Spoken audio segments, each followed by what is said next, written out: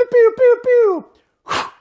Yeah, I literally had nothing better for the intro, so let's do this.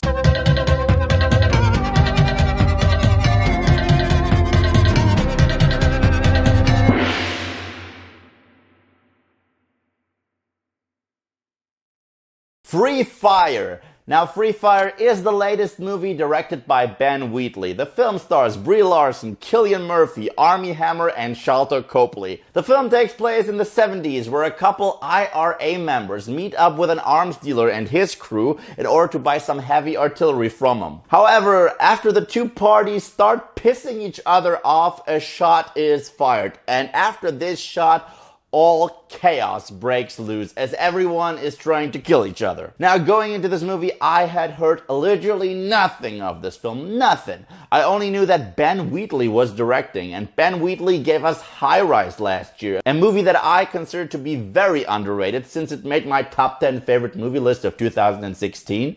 It was a dark and twisted thriller, and I loved it. And I had heard that Martin Scorsese himself co-produced this feature, so naturally I was looking forward to it. And I gotta admit, this movie kicks ass. First of all, the concept is amazing. You have all those great, colorful characters trying to kill one another at one location. Yeah, this movie is very confined. It is confined to this warehouse. This is where it takes place.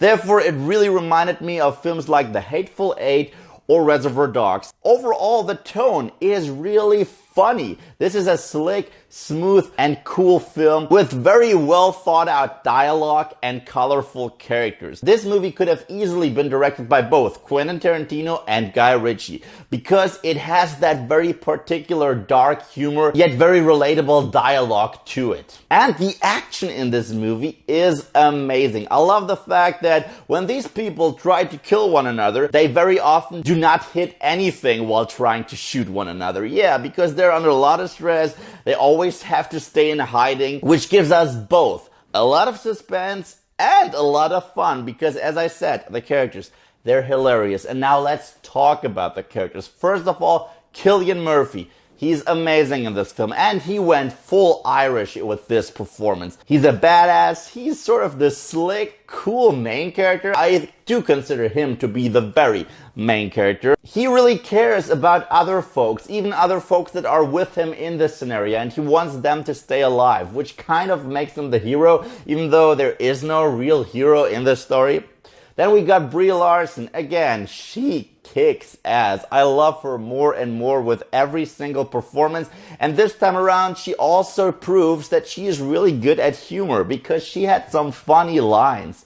Armie Hammer, I heard a lot about this guy, but I think this is the first real performance where I ever took notice of him. He is probably the slickest of all of them.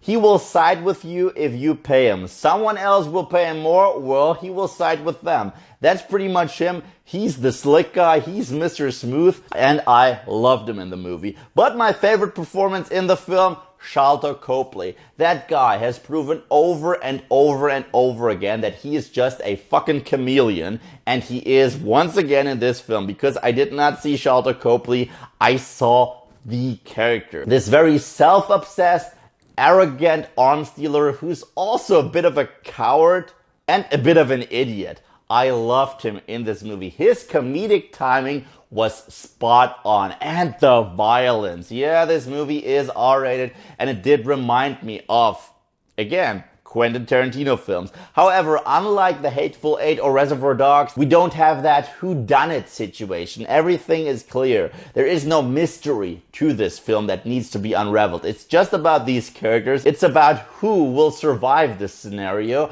and the fun doing their chaotic attempts to kill one another. What I also loved about this film is the original score.